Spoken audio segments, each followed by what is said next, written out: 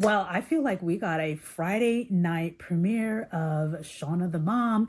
We're talking about Jennifer and the Dress. Hey, my name is Shawna A. I'm a licensed clinical mental health counselor. I give commentary on the Shawna the Mom skits. I love giving commentary on this particular series because we are talking about communication in a family system, and this is exactly what I specialize as a therapist. Today, we are going to be talking about the latest episode. It's about 25 minutes long. If you have not watched that, go check that out. Come back here. I will link it in the description below. And I'm going to be breaking down the three things that I've seen. Obviously, there was something going on between Shawna and John, and then there was something going on with Jen, and then there was something going on with Barb. We saw an appearance from Frank, and there was a bit of a cliffhanger at the end. So I'm going to go through what I saw in each couple, and hopefully that will bring us through to the end. And then after that, as you all comment, I will come back in and share additional thoughts. First things first, Shawna and John are going on a vacation. This would have been their baby moon. And we can see that Shawna is still going through the grief process. One thing that I tell people about grief is that it is something that never really goes away. We grow around grief, but it will always be there. You might not feel it as hard, but you do feel some things that will cross your mind, things that you think about. Now, clearly, Shawna is still at the very beginning of the grief process, and both Shawna and John are grieving too. I just like to point out that I do notice that. And while we see Shawna outwardly grieving, John also grieves in his own way as well.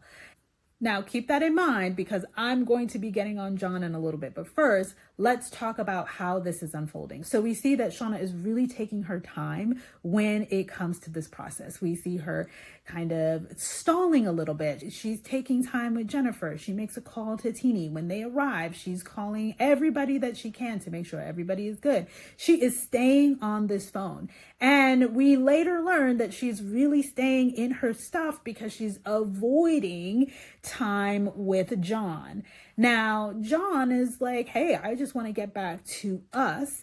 And Shawna really says something that I thought was very interesting, where she's like, I just want to get back to having fun. And I think the thing about being a parent, not just a grieving parent, but a parent in itself, is that sometimes you find that life gets really busy. You also find that life can feel really, really heavy, and it doesn't always feel like you are having fun. I think that was the thing about this episode, was that she's recognizing like how much things are a drag. Dealing with John's mom and her always ruining things. Dealing with this grief, everything just feels really, really heavy at this point in time. And she's been doing a great job at distracting herself so that she doesn't feel the heaviness of this moment. But when she's face to face with John and the possibility of experiencing this kind of grief again, it just comes all flooding back to her. I really love this. I think this was like a great mirroring of what happens. This is such a hard thing to watch because this is absolutely not the direction that I wanted this to go, but I am so glad that Shawna is really showing us this portion that's so deep and so sad. I think the part that was hard for me, though, was my frustration with John. And I'm going to say this because it always happens. I think that the male characters of the Shawnaverse are complex. They're really cool. Every time that I give a critique or a criticism about the male characters, I tend to get a lot of pushback. So I want to acknowledge again that I know that John is grieving as well. I know that John is dealing with a lot. I also believe that John is being pretty selfish. Just gonna say it. I think that John being like, nobody in the family can go to Jen's wedding is unfair. And I believe that if he doesn't want to go, understood. If Shawna is like, I can deal with it and I'm going to go and show up for Jen and be her maid of honor, then I'm going to do that. And I think that she could approach that situation and put in boundaries and do her best to navigate that situation. And if it becomes too much, then she can always come back home. I think the cool thing is that we are actively seeing Jen stand up to her mother and actively seeing Jen put boundaries in place. And so no ultimatum has to be given. Oh, if mom's there, then I'm not going. If Shawna feels comfortable enough to go, I think that she should go. And I think that she can go in support of John. I think that couples can do hard things and they can navigate this by being like, when we're there, you represent us as a unit. She can absolutely show up and represent them as a unit. And I think that John can also say, hey, once you're in that territory, I can't help you. And you are taking on the risk of whatever she has going on. So you need to prep and prepare, but you also need to understand that if something happens, that is based off of the choice that you made. But I understand and I recognize that we have to support my sister in this as well, even though it's not safe for me to be there because of my reflections and recognizing the abuse that has been caused coming to a head. That's my thought process. I actually did not like the idea of Shawna backing out, especially since her and Jen's relationship has come so far. I kind of feel like it jeopardizes their relationship in a way, especially since the last time something like this happened, Shawna did walk away from Jen in a time of Jen's need. Now, the cliffhanger, I'm like, what's Julie doing there? I've got so many thoughts. I hope that Ty is there with her. Why else would Julie be at the beach? I mean, she does work for a hotel. Maybe it's a hotel conference, fingers crossed, but I cannot wait to see more because yowzers. Now let's move on to Jen. We see Jen just show up and say, hey, I would like to wear your dress. I've always dreamed about wearing the dress. Barb have an emotional reaction about it and being like, no. And then Barb calling the therapist. We'll talk about that in a little bit. I will say though, I understood what Barb was saying with, you don't talk to me, the baby's sick, you're not even telling me about that. And then here you come just being like, all right, give me the dress. And I felt like that was like a little unfair for Barb, but I also recognize that like Jen does not know how to navigate anything with her mom because Barb makes everything about herself. And Barb is hurtful in her way of making everything about herself. Barb attacks Jen. Well, you're not even going to fit the dress anyway. That was mean. That was absolutely a mean thing to say to her child. And I can also understand that Barb was not ready to part with the dress. And, you know, Barb's jump to, I forgive you, and Jen not really feeling as though she forgave her mom, but just kind of going about the emotions. There is a book that I've read. It's called How Can I Forgive You? And I share this with people all the time. How Can I Forgive You talks about forgiveness, but it talks about cheap forgiveness, where it's the kind of forgiveness that you give to a person just to get something to stop or just to try and move on as quickly as possible. But the feelings about what happened still lingers. You're still activated by that moment. You're still activated by the things that that person does. This is what happens when Jen says, I forgive you. She's immediately trying to move on because her goal is to get that wedding dress. And I don't know what would have happened if Barb handed over her the wedding dress. I don't know if Jen would have been like, okay, like let's have this moment.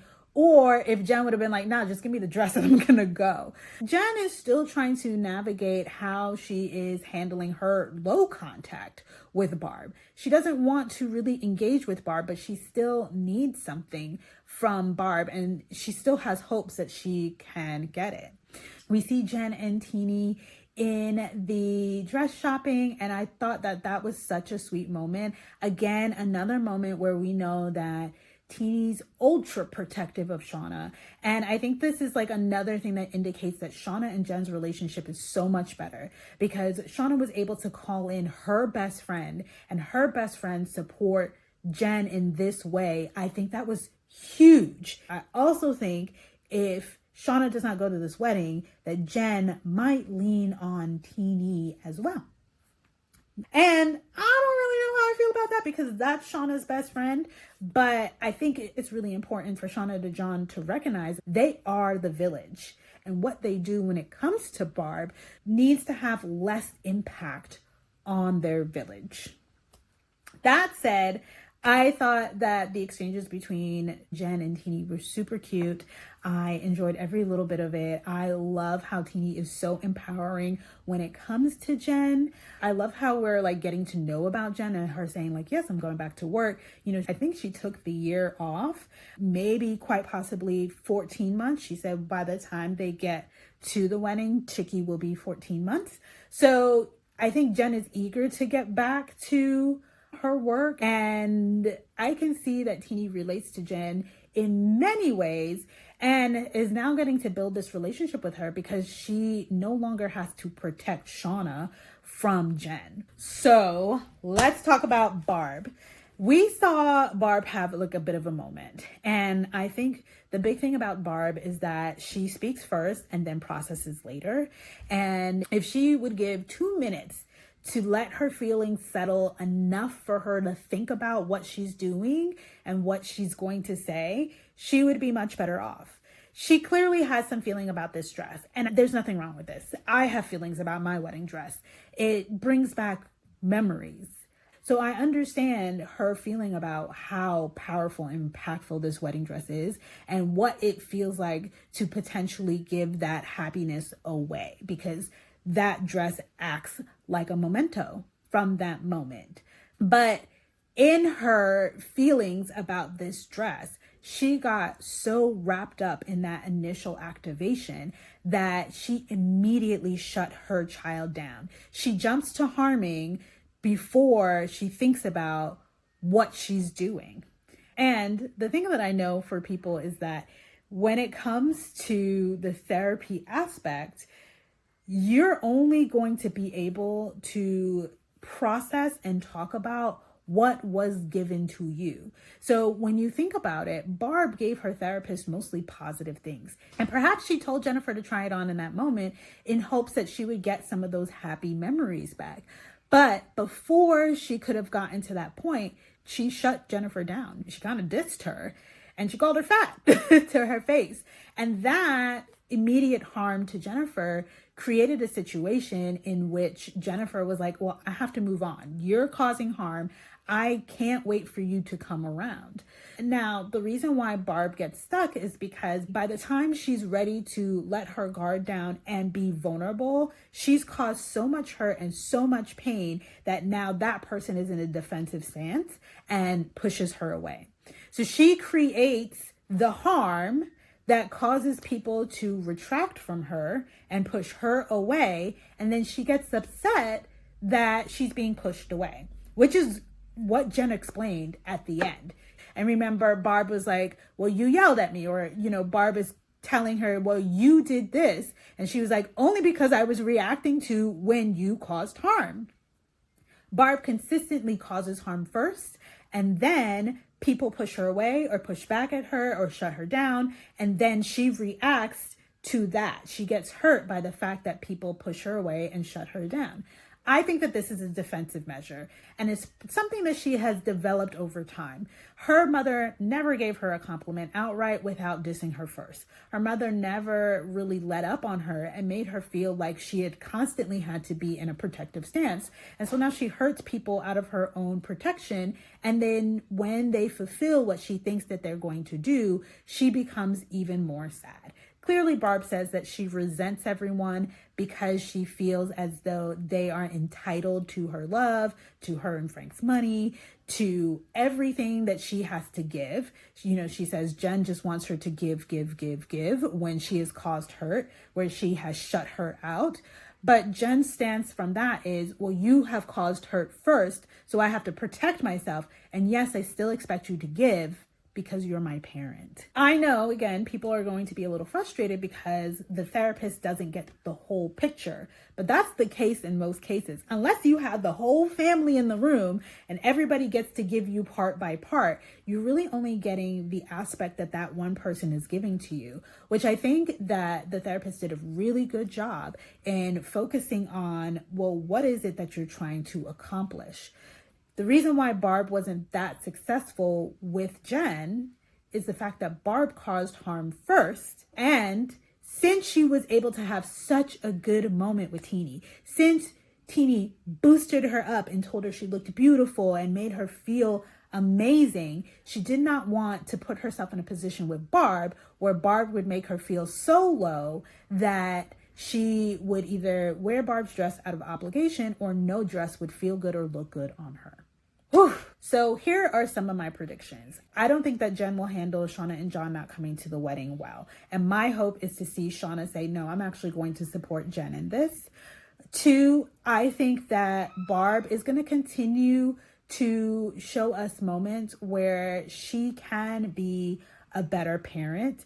I think that Barb is going to learn how to apologize. This is now the second time that Jen has told Barb that she doesn't apologize very well or that she doesn't give good apologies. I think that in time, in therapy, we will continue to see Barb practice her vulnerability with someone who can handle it very well and her learn how to not harm before she actually gets to the feelings behind why she does some of the things that she does.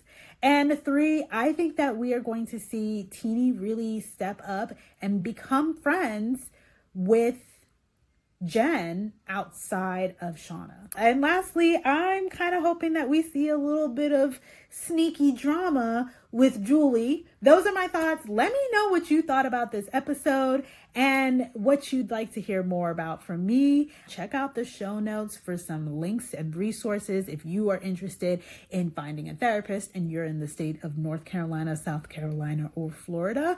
And I'll see y'all next time. Bye for now.